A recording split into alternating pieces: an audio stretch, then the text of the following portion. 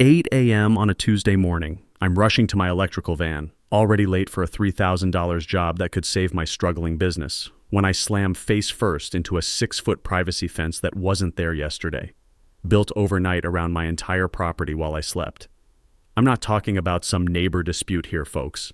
I'm talking about being literally imprisoned on the land my grandmother left me by Delilah Thornfield, our HOA president, the kind of power-drunk psycho who measures grass with a ruler and hands out $500 fines for wrong mailbox colors. She claimed some bogus 1970s easement violation gave her the right to turn my home into maximum security prison. My security cameras caught her midnight crime spree, hired crew working under floodlights like they were disposing of bodies. The smell of fresh-cut cedar and wet concrete hung in the morning air, along with my dreams of paying rent this month. What would you do if you woke up literally caged on your own property by a neighbors from hell HOA dictator? Drop a comment and let me know where you're watching from, because this exact nightmare could happen to you next week. But here's what Queen Delilah didn't know. I'd just inherited something that would turn her illegal midnight fence into the most expensive mistake of her miserable life. Let me back up and tell you how I ended up in this war zone.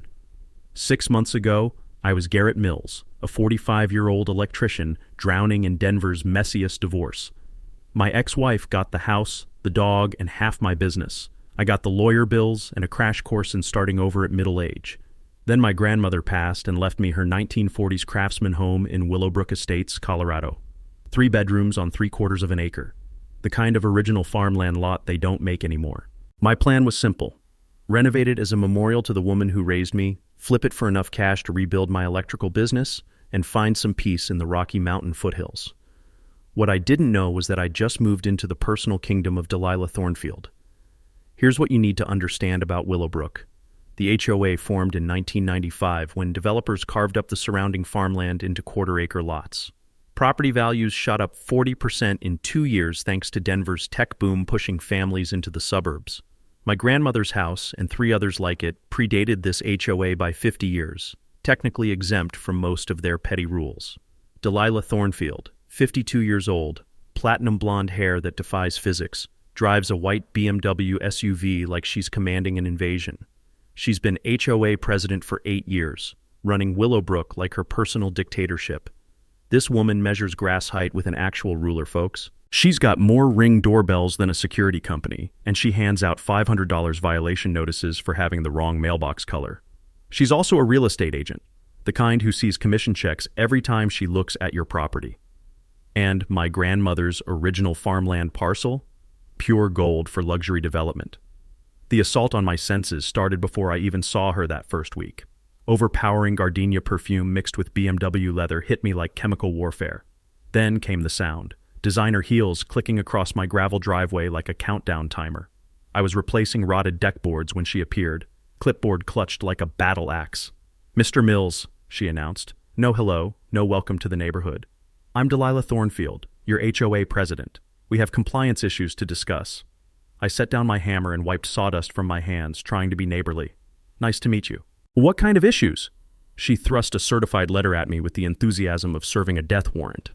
"Structure setback violations? That shed?" She pointed at my grandmother's old garden shed, its cedar siding worn smooth as silk by 60 years of Colorado weather.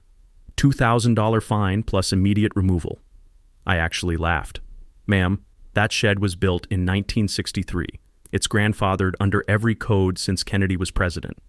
Her smile could have flash-frozen a campfire. "Rules are rules, Mr. Mills. This is a community of standards." That's when I realized this wasn't about building codes. This was a land grab, pure and simple. After she left, I did some digging. Turns out Delilah had been showing my property to potential buyers for months, calling it a prime development opportunity coming available soon. When I ignored her bogus violation notice, the harassment campaign began. Daily wellness checks appeared on my doorstep. Anonymous complaints about property maintenance magically surfaced in city records. The woman was building a case against me, one fabricated violation at a time. What she didn't know was that I was building a case too, and mine had actual evidence. 2 weeks after ignoring Delilah's shed violation, I discovered my electrician van was gone. Not stolen, towed from my own driveway at 6 a.m. sharp by some recovery crew that moved like a military operation. Here's the beautiful part. They towed it under a brand new HOA rule that didn't exist 12 hours earlier. Turns out our beloved dictator had called an emergency meeting at 9 p.m. the night before. Democratic process at its finest. With exactly 4 people present, including herself, they voted to ban commercial vehicles from residential driveways overnight. The towing notice was time-stamped 5:47 a.m. The rule took effect at 6 a.m. Either this tow truck driver was psychic, or someone had advance warning. When I called the impound lot, the guy couldn't hide his amusement. "Thornfield Recovery Services," he said. "That'll be $480, cash only." I asked who owned the company. "Lady who called it in owns it. Family business," she said. "Real proud of the efficiency." Mini twist time. Delilah didn't just violate due process. She committed fraud. See, I've been documenting everything with security cameras since day one. My footage showed her photographing my van at 11 p.m. with professional surveillance equipment, then making phone calls from her BMW at 5:30 a.m. while the tow truck waited around the corner. She'd planned this military-style operation before the rule even existed. But here's something every homeowner should know. HOA rules can't be applied retroactively, and targeting pre-existing property uses without grandfathering protection violates state law. One phone call to a lawyer, and suddenly I had grounds for a federal civil rights lawsuit. I filed complaints with the state regulatory board and posted the security footage on our neighborhood Facebook group. "Democracy dies in darkness," literally at 9 p.m. apparently. I captioned the video compilation. My phone exploded. Mrs. Chen messaged first. She fined me $1,200 for an unapproved bird feeder that's been there 8 years. 3 other neighbors shared similar harassment stories, all targeting people without family support or legal knowledge. While researching Delilah's violation history, I stumbled across something delicious. Her own property violated half the rules she enforced. Decorative fountain violated the noise ordinance, pool house built without architectural approval, and her precious BMW regularly blocked sidewalks during her inspections. But here's where my counterattack got nuclear. I contacted every contractor in her violation files and offered free electrical inspections. Turns out 5 families had been scammed into unnecessary emergency repairs by companies that paid Delilah referral fees. The next morning, she escalated. Building inspector showed up claiming anonymous safety concerns about my electrical work, with Delilah standing in my driveway taking notes like a court stenographer. After the inspector left empty-handed, all my work was properly licensed, Delilah stepped closer, her gardenia perfume mixing with morning coffee on her breath. "You have no idea who you're dealing with," she hissed. That's when I realized this wasn't about rules or property values. This was about power, money, and a systematic scam targeting vulnerable homeowners. And I'd just painted a target on my back. The diesel exhaust from that morning's tow truck still hung in the air like a declaration of war. 3 days after my Facebook post exposed Delilah's towing scam, the city building inspector showed up unannounced with a clipboard thicker than a Stephen King novel and our HOA president riding shotgun like his personal attack dog. "Anonymous tip about dangerous electrical work," he explained, though his shifty eyes suggested someone had made this tip very unanonymous. "Have to investigate all safety complaints." Delilah positioned herself behind him, pointing at my grandmother's 1960s electrical panel like she was identifying a war criminal. "That's clearly not up to current code," she declared, with the confidence of someone who'd confused electrical boxes with jewelry boxes her entire life. 20 minutes later, I had a stop work order and mysteriously missing permits. Apparently my bathroom renovation paperwork had vanished from the city computer system, about as likely as Delilah developing actual human empathy. But the real sucker punch came that afternoon. 3 electrical clients called to cancel major jobs. "Safety concerns," they mumbled before hanging up faster than telemarketers.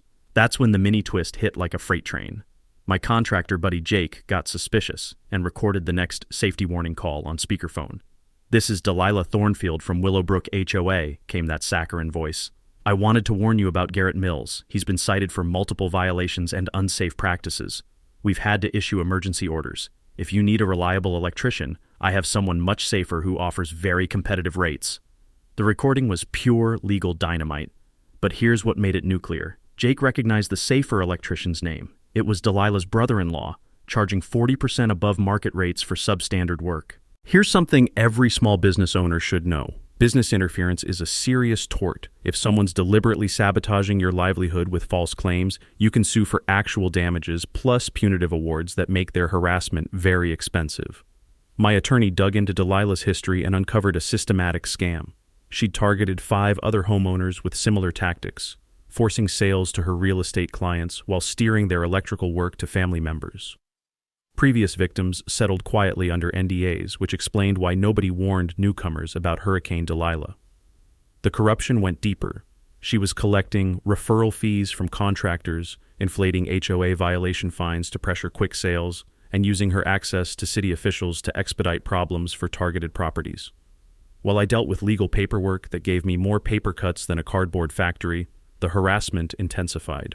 Anonymous calls flooded city departments about unlicensed work and safety hazards.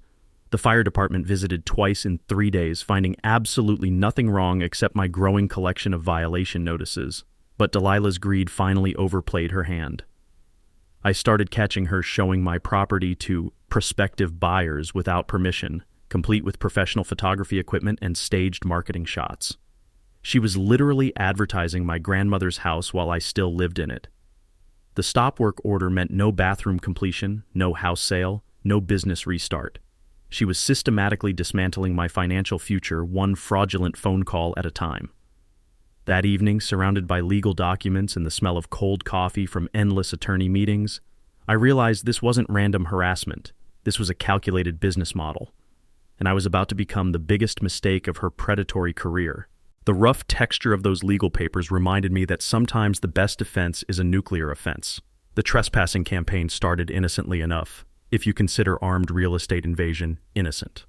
Wednesday morning, I'm drinking coffee when I spot Delilah conducting unauthorized property tours of my backyard like she's running a museum exhibit called Future Development Opportunities. Private property, I reminded her, and the embarrassed couple trailing behind. Community safety inspections, she countered, flashing a laminated card like it was federal ID. We're ensuring neighborhood standards compliance. The couple fled, but Delilah lingered to photograph my electrical outlets and slip her business card under my door. Market assessment, $285K as is, $340K with improvements. Call for immediate consultation. She was literally appraising and marketing my grandmother's house while I still lived in it. The inspections became daily invasions, different buyers each time, all promised exclusive previews of upcoming listings.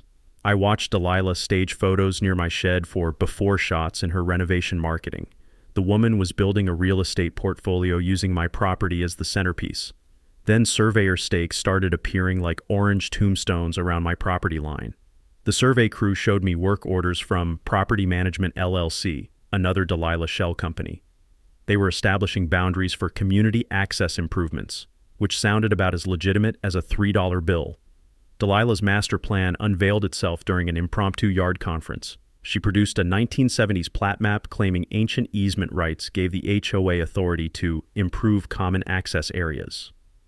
Your construction mess affects property values, she declared. We're installing protective barriers for community aesthetics.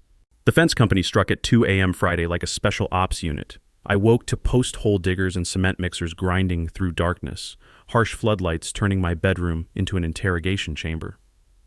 By dawn, a 6-foot privacy fence imprisoned 3 sides of my property. Here's the diabolic genius. The only exit led through an adjoining lot that Delilah's LLC had quietly purchased months earlier. She'd turned herself into a medieval gatekeeper, controlling my access to the outside world. But here's the mini twist that blew this whole operation wide open.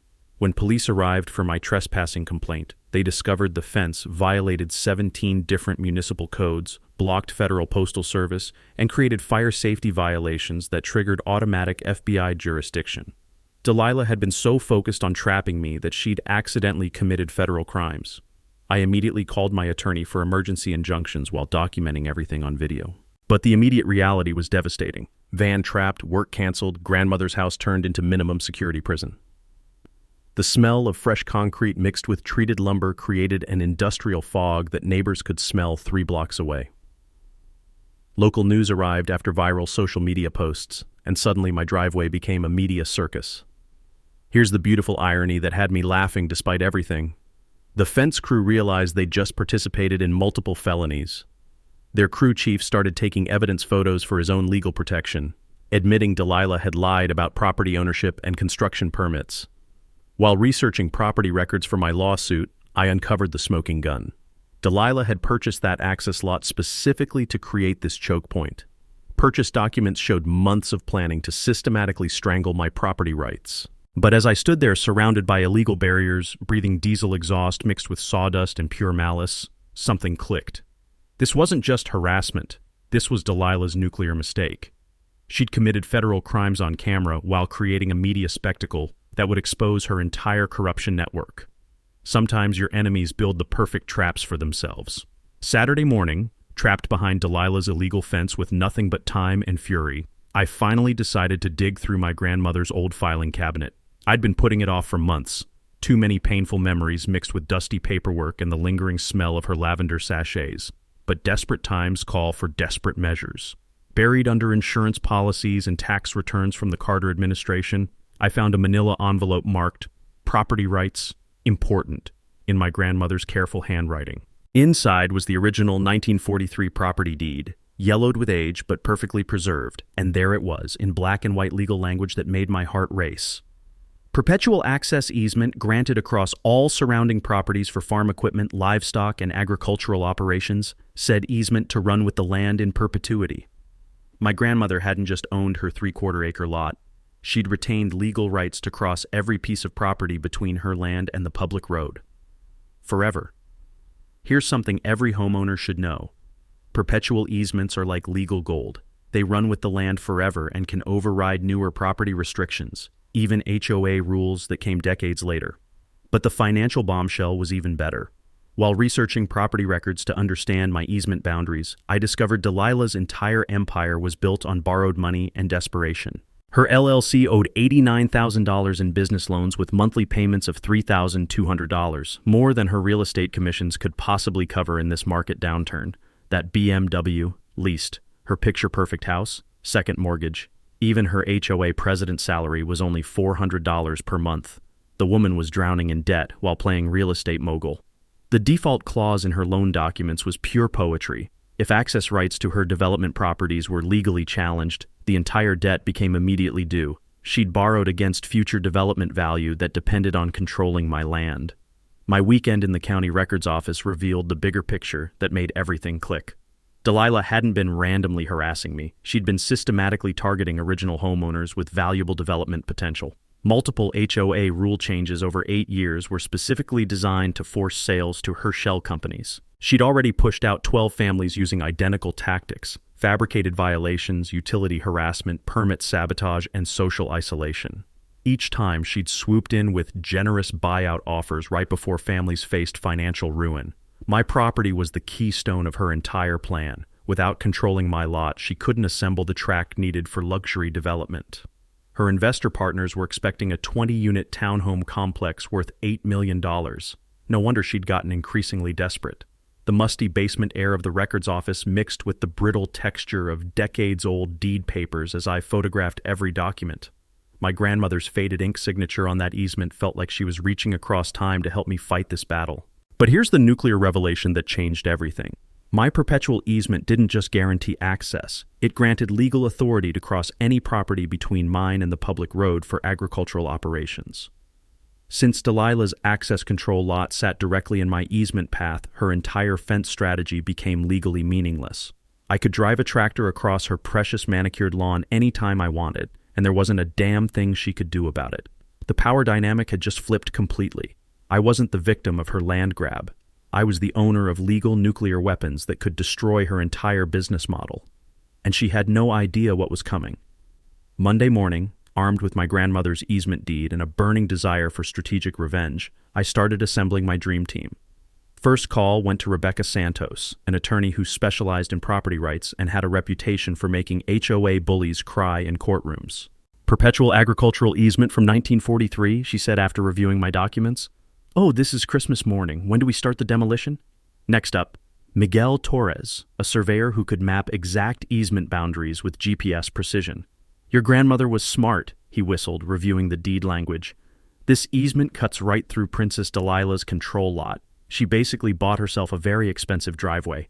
My contractor buddy Jake volunteered his heavy equipment crew for fence removal services, while my electrician friend Tommy offered portable generators for 24/7 security lighting. Time to teach some HOA respect," Jake grinned. "Here's our legal strategy breakdown. File emergency motions to enforce easement rights. demand immediate fence removal as unlawful obstruction, countersue for business interference and emotional distress, then request punitive damages large enough to send a message about HOA overreach. But we needed perfect timing and overwhelming evidence. Here's a property hack most people don't know. Old easements often include reasonable use clauses that let you do way more than just access, like utilities, parking, even temporary structures for agricultural purposes. I installed professional security cameras covering every angle of my property, creating time-stamped logs of each violation and trespass. Every phone call got recorded, every written communication saved, building a comprehensive evidence file that would make prosecutors weep with joy. The community organizing started quietly. I contacted other families Delilah had targeted, sharing legal research about HOA overreach and constitutional violations. Mrs. Chen hosted coffee meetings, where we created secure communication networks outside Delilah's surveillance state. Miguel's survey revealed the fence crossed my easement boundary by 15 feet, a federal trespassing violation. Multiple city codes were broken, no permits, wrong setbacks, blocked utilities, and emergency access obstruction that made the fire marshal's eye twitch with regulatory fury. Then came my favorite part, psychological warfare with agricultural equipment. Every morning at 7 a.m. sharp, I borrowed Jake's diesel tractor and exercised my legal easement rights. The beautiful rumble of that engine cutting across Delilah's perfect lawn while she watched from her kitchen window was pure therapeutic gold. I'd park temporarily in the easement zone, unload equipment storage boxes, and document her increasingly frantic phone calls to city officials. The smell of diesel exhaust mixed with fresh legal documents and laser printer toner became my favorite morning aromatherapy. Our timing strategy coordinated major actions for maximum public visibility. Court hearings scheduled during Delilah's prime real estate hours, fence removal planned for weekends when neighbors were home, and media outreach timed with legal victories. I researched every aspect of Delilah's business network: clients, partners, licensing history, and professional compliance records. We prepared evidence for state real estate board complaints that would make her career as toxic as her personality. The financial pressure points were delicious: her loan payments due the 15th of each month, real estate license renewal coming up, and investor partners expecting development progress reports she couldn't possibly deliver. Here's the humorous part that kept me entertained during long research sessions. My easement included rights to temporary livestock grazing for agricultural purposes.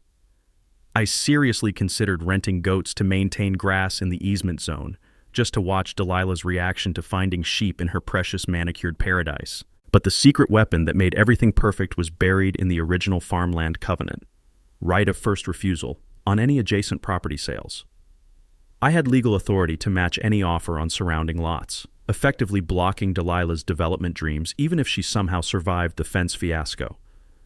The rough texture of surveyor stakes marking my territory felt like planting victory flags. Every document we filed, every boundary we established, every legal motion we prepared was another nail in the coffin of her corruption empire. By Friday afternoon, surrounded by evidence boxes and the sweet smell of impending justice, we were ready to launch the most beautiful legal counterattack in HOA history. Delilah had built herself a trap. Now it was time to spring it. Delilah's desperation reached new lows the following week when my electrical panel mysteriously suffered accidental damage during her crew's fence maintenance. Power outages hit right in the middle of critical renovation work, and a suspicious water leak appeared in my basement after another unscheduled city inspection. My security cameras caught figures in dark clothing creeping around my property at 2 a.m., but they were smart enough to avoid direct footage. Amateur hour sabotage with professional paranoia. Then came the bribery attempt that proved how cornered she'd become. Tuesday afternoon, Delilah knocked on my door wearing her most convincing fake smile and carrying a manila envelope thick enough to choke a horse. "Garrett, I've been thinking about our situation," she purred, suddenly using my first name like we were old friends. "I have a very generous offer that could solve everyone's problems." She slid papers across my kitchen table. A purchase agreement for $150,000 cash, $50,000 above current market value. "My client needs a quick closing for a family emergency," she explained. "Cash deal, no inspections, close in 2 weeks." I asked who the buyer was. "Private investor. Very motivated." When I declined, her mask slipped just enough to reveal the desperation underneath. "You're making a mistake, Garrett. Legal costs will eat up more than this property's worth. Why bankrupt yourself fighting the inevitable?" The mini twist came that afternoon when my attorney's private investigator traced the buyer back to another Delilah LLC shell company. She was essentially trying to buy my property with her own borrowed money, using fake urgency to pressure a quick sale before I discovered my easement rights. But the professional intimidation campaign escalated simultaneously. Anonymous complaints flooded the electrical licensing board claiming unsafe work practices and code violations. Subpoenas arrived demanding my business records and client files, harassment disguised as regulatory compliance. Here's something every small business owner should know. Utility interference becomes a federal crime when it crosses state lines, and most utility companies operate across multiple jurisdictions, making FBI involvement automatic. The utilities warfare was Delilah's most vicious attack yet.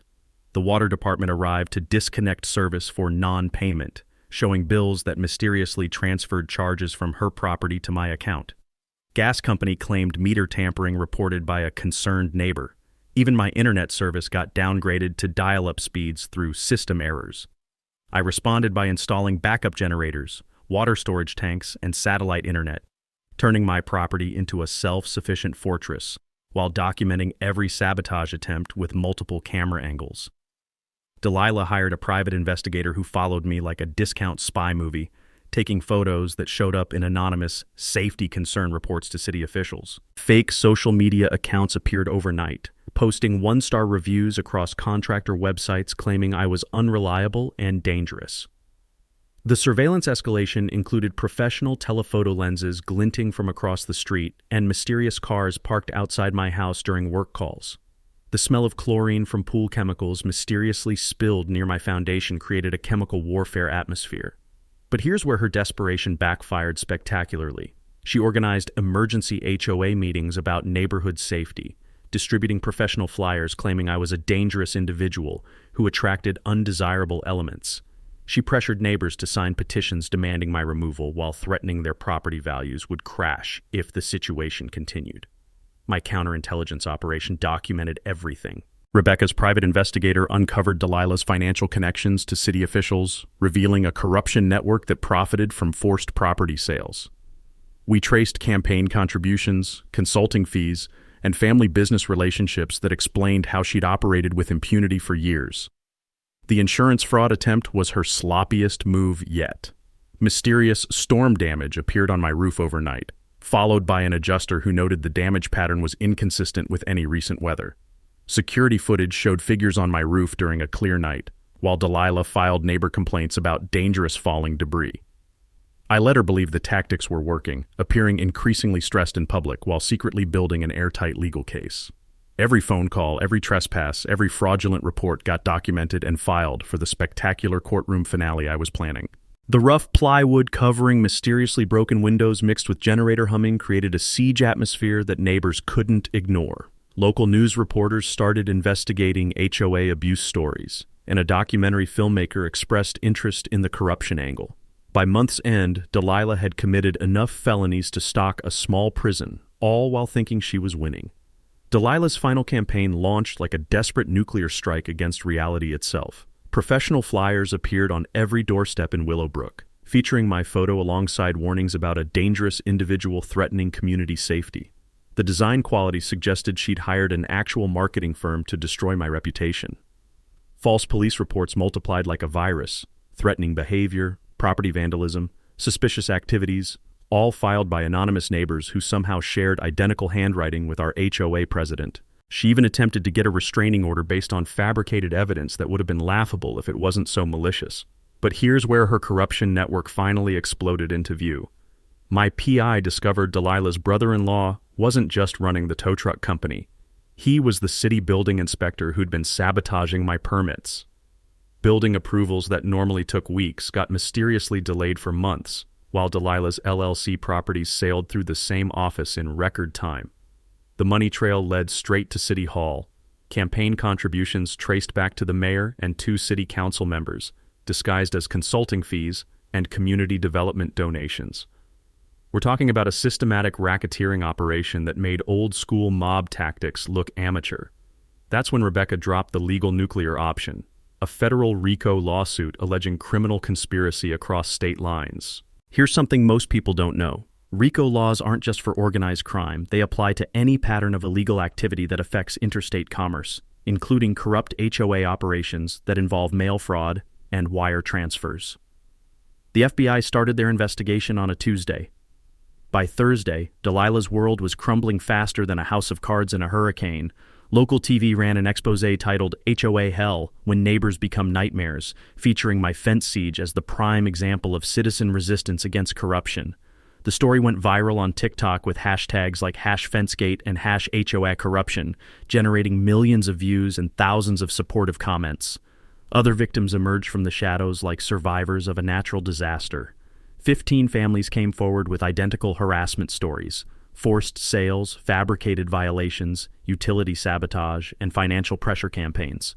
The HOA board experienced mass resignations, and property owners demanded emergency elections plus forensic audits of missing funds. But Delilah's final desperate move was pure criminal stupidity: death threats left on my voicemail and anonymous social media accounts, while her associates escalated to nightly vandalism of my property and attempts to sabotage my electrical van. The smell of spray paint fumes from overnight graffiti attacks mixed with the sound of police sirens responding to false alarm calls created a war-zone atmosphere that neighbors couldn't ignore.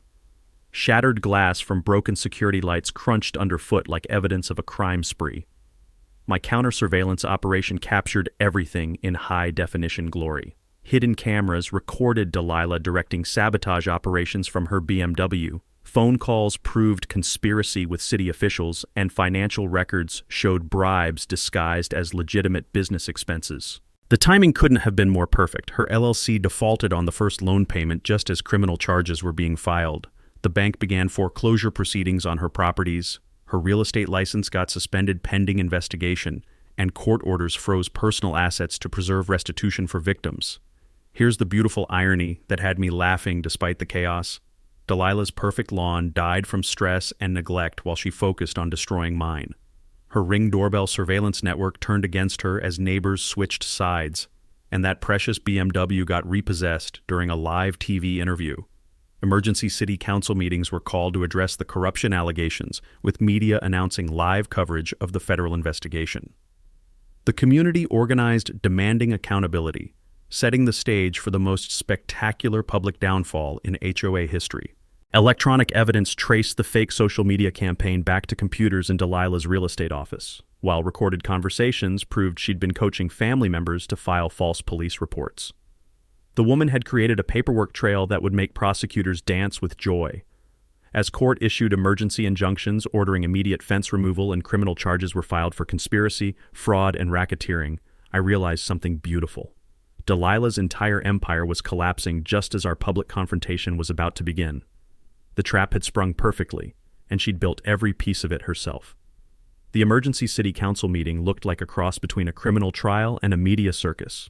200 residents packed the chamber, local TV crews set up satellite trucks outside, and FBI agents sat in the front row taking notes like they were grading a final exam in corruption. Delilah arrived in an Uber. Her BMW had been repossessed that morning during a live news interview, clutching a manila folder of evidence that looked thinner than her remaining credibility. She dressed in her most professional outfit, but desperation clung to her like cheap perfume. "Ladies and gentlemen," she announced to the packed room, "we're dealing with a dangerous criminal who threatens our community's safety and property values." She opened her folder with the theatrical flair of a prosecutor presenting murder weapons. Out came fabricated photos, fake testimonials from imaginary neighbors, and violation notices that would have made Stalin proud. Garrett Mills has been cited for multiple safety violations and refuses to comply with basic community standards. I demand immediate restraining orders and property seizure for public protection. The crowd murmured, cameras clicked, and Delilah smiled like she'd just delivered the closing argument in the trial of the century. That's when Rebecca Santos stood up and said 5 words that changed everything. "Your Honor, please play Exhibit A." The courtroom speakers crackled to life with crystal-clear audio of Delilah orchestrating sabotage operations. "Make sure his electrical panel gets damaged during the fence work. It needs to look accidental, but cause maximum disruption." Then came surveillance video showing her directing midnight fence construction, pointing exactly where to block my driveway and utility access. The crowd gasped as footage revealed her crew working under her direct supervision while she checked her watch like a military commander. Financial records appeared on the projection screen showing the corruption network. $340,000 in missing HOA funds, illegal kickbacks from contractors, and campaign contributions disguised as consulting fees. The FBI agent stood up. Ladies and gentlemen, this is now a federal investigation into racketeering, mail fraud, and civil rights violations under color of law. Chaos erupted. Sheriff's deputies executed search warrants on Delilah's property in real time while council members watched their careers implode on live television. The building inspector got arrested during the meeting, let out in handcuffs while still wearing his city ID badge. Mayor and 2 council members followed, escorted by federal marshals who'd been waiting outside for exactly this moment. But here's the mic drop moment that made everything perfect. I stood up and addressed the crowd. "Here's what Mrs. Thornfield didn't know," I announced, holding up my grandmother's 1943 easement deed. I could have shut down her entire operation on day one with this perpetual access easement. Instead, I chose to expose a corruption network that victimized 15 families and stole hundreds of thousands in HOA funds. The crowd erupted in thunderous applause while Delilah's face went through more color changes than a mood ring having a seizure. Here's something every homeowner should know. When public officials violate civil rights under color of law, federal prosecutors can seek 10-plus-year prison sentences plus full restitution to victims. Outside, heavy equipment arrived for live fence demolition while news crews broadcast the liberation. I drove my van through the gap to cheers that could be heard 3 blocks away, the sound of metal barriers crashing down mixing with camera flashes and crowd celebration. Elderly neighbors thanked me through tears for exposing abuse they'd suffered in silence. Mrs. Chen revealed she'd almost lost her home due to fabricated violations, while other families shared stories of financial pressure campaigns that nearly destroyed their lives. Federal marshals escorted Delilah out while she screamed about property rights and due process, concepts she'd systematically violated for 8 years. Assets were seized, including her house, business properties, and what remained of her real estate empire. The justice was immediate and public. Criminal charges, including RICO violations, mail fraud, and civil rights offenses, carried maximum penalties exceeding 20 years in federal prison. Her perfect lawn was already dying from neglect. The HOA office was sealed as evidence, and her entire corruption network collapsed like a house of cards. Standing in my liberated driveway, breathing air that finally smelled like freedom instead of diesel exhaust and concrete dust, I addressed the crowd one final time. This is what happens when communities unite against corruption. Your property rights matter, and they're worth fighting for. The standing ovation lasted 5 minutes. 6 months later, Willowbrook looks like a completely different place. The new democratically elected community board operates with actual transparency. Meeting minutes posted online, financial records open for inspection, and violation processes that follow constitutional due process instead of Delilah's personal vendetta system. All those bogus fines got refunded to victimized families. $89,000 total returned to people who'd been scammed by fabricated violations. The seized assets from corrupt officials funded neighborhood improvements that actually benefit residents instead of lining political pockets. My grandmother's house renovation became a labor of love instead of a legal battlefield. The property now hosts monthly community gatherings where neighbors share barbecue and stories instead of suspicion and surveillance. Those relationships forged during our fight against corruption created bonds stronger than any HOA covenant. The Grandmother's Garden Scholarship Fund awards annual grants to law students studying property rights and constitutional law. We established it using part of the settlement money, ensuring future lawyers understand how to fight institutional abuse. The community garden that replaced Delilah's former HOA office provides fresh produce for the local food bank while serving as a living memorial to resistance against tyranny. Our monthly Know Your Rights workshops teach homeowners about easement research, HOA documentation requirements, and federal jurisdiction triggers that can turn local harassment into serious criminal charges. Here's the key takeaway. Always check property deeds for historical rights that might protect you, record everything with photo and video evidence, and remember that when corruption crosses state lines, FBI involvement becomes automatic. Delilah's downfall was complete and poetic. 8 years federal prison plus $500,000 restitution, real estate license permanently revoked, and personal bankruptcy that revealed hidden assets she'd tried to protect. She became a cautionary tale in HOA management courses nationwide, proof that absolute power corrupts absolutely, especially when wielded by small-minded tyrants. The financial recovery helped 15 families rebuild their lives. Our class action lawsuit recovered $2.3 million for affected homeowners. while transparent management reduced fees by 40% and rebuilt community trust through actual fiscal responsibility. Property values stabilized after the corruption exposure, proving that ethical leadership creates more value than fear-based intimidation. The annual Freedom Fence Festival celebrates our victory with local food trucks, live music, and property rights education booths. Proceeds support legal aid for other HOA abuse victims fighting similar battles across the country. The festival's success attracted visitors from neighboring states dealing with their own HOA corruption, creating a network of property rights activists who share strategies and resources. That documentary, Fenced In, Fighting HOA Tyranny, won awards at film festivals and inspired congressional hearings on nationwide HOA reform. My relationship with attorney Rebecca Santos evolved beyond professional collaboration into something beautifully personal. The shared intensity of fighting corruption together revealed character depths that peacetime relationships never explore. Family visits to the renovated house now include both romantic dinners and strategy sessions for helping other victims. The Community Resource Library, established in our former HOA office, provides free legal consultation for property disputes, while online forums connect activists across regions facing similar challenges. Children's laughter in the community garden where Delilah's intimidation headquarters once stood creates the sweetest sound of victory. Last week, I received a call from a Texas homeowner facing similar abuse, property seized through eminent domain fraud for developer profit. The corrupt mayor and HOA president there are using identical tactics Delilah pioneered, but now we have a proven playbook for federal prosecution. The community is organizing a road trip to support our Texas neighbors, because corruption networks spread like cancer when good people stay silent. Drop a comment below and share your own HOA nightmare story. You're not alone, and there are legal ways to fight back. Document everything, research your property rights, and remember that bullies count on isolation and ignorance to maintain power. If you enjoyed watching Delilah get exactly what she deserved, hit that subscribe button because next week we're exposing how a corrupt mayor tried to steal an entire neighborhood through fake eminent domain, and how one mechanic's discovery of a 150-year-old treaty brought down a $50 million development scam. Remember, your property rights matter. They're worth defending.